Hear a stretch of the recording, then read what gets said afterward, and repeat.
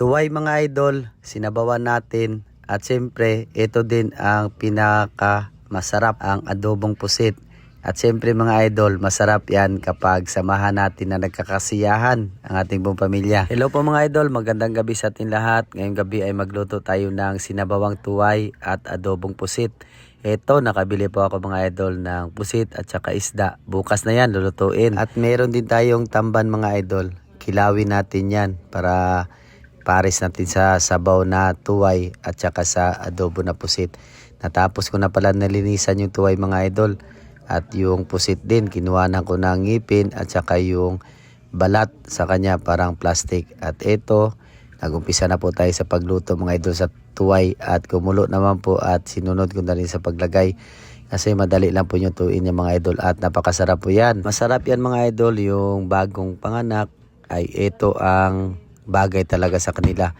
Kasi dati mga idol ay nung nanganak si Mrs. ibang niluto ko hindi tuway, yung kulay puti. Nilagyan ko ng malunggay tapos papaya.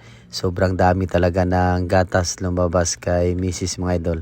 Masustansya po yun para sa ating mga anak. Sana sa lahat ng baguang Mrs. dyan, nagkaroon ng pamilya, ito ang gawin ninyo para tipid kayo sa gatas. At ito mga idol, ang isda, bukas na pala natin lutuin yan. At ito, nagisa na rin tayo ng ricado upang umpisahan natin mga idol ang pagluto ng adobong pusit. Dati mga idol, nag-viral kami dito sa adobong pusit. Umabot po ng 100k. Nagpapasalamat po kami sa inyo mga idol ng marami. At sa lahat po ng nagsuporta sa amin. Yan, ito, binalikan ko mga idol. Ewan ko kung baka marami pa ba ata manonood. At i-shoutout ko lang yung lahat ng mga baguang followers ko mga idol. Welcome po kayo dito sa amin. At kay Jay Moscosa, shoutout idol. At kay John Clark, shoutout idol. Humble daw tayo, sabi niya. Salamat po. At shoutout din sa Norby TV from Talon Talon. God bless idol. At kay Ronel Bulhano, taga Pasunangka, shoutout din sa Pitchill Agency. At shoutout din kay Ma'am Lakar. Yan, maraming salamat ma'am. God bless. Ito mga idol, dahil malapit na maluto yung adobong pusit, naka-smile din si Mrs. At si Mikmik. Luto na din yung tuway natin na sinabawan mga idol. At kinuha ko na rin yung adobong pusit natin mga idol upang makapaghapunan na rin tayo. Kasi nga po sa sobrang sarap at nayabo pa na sumobra yung sabaw pag lagay natin mga idol. Ito ang lahat ng ulam natin, adobong pusit, sinabawan na tuway at may kinilaw. Kain po! Lord, salamat sa mga pagkaon ng gihatag na mong karon adlaw. Amen. Tara, kain po tayong lahat mga idol. Ito lang masasabi ko sa inyo mga idol. Ito yung tuway na napakasarap po sa lahat ng pumasok sa isang pamilya. Lalong-lalo na nagkaroon ng bago palang panganak mga idol.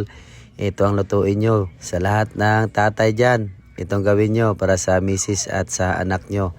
Nakadagdag to ng sustansya para sa anak nyo mga idol at kay misis. Ito, kain po tayo sa masarap na ulam. Masaya mga idol kapag sama-sama ang ating buong pamilya sa pagkauinan. Simple lang at masarap na ulam. At shoutout na din ako sa lahat ng OFW. Lagi nakasuporta sa amin at Trabador ng Pinas. Maraming salamat. God bless po tayong lahat at ingat po. At tayo din mga idol ay nasarapan talaga sa niluto natin kahit sabaw pa lang ay ulam na. Lalong-lalo na yung laman ng tuway, napakasustansya. At siyempre samahan din natin ng adobong pusit at kinilaw mga idol ay napakasarap po. Nagpapasalamat po kami sa Panginoon mga idol, nabusog po kaming lahat sa ulam na simple lang at napakasarap.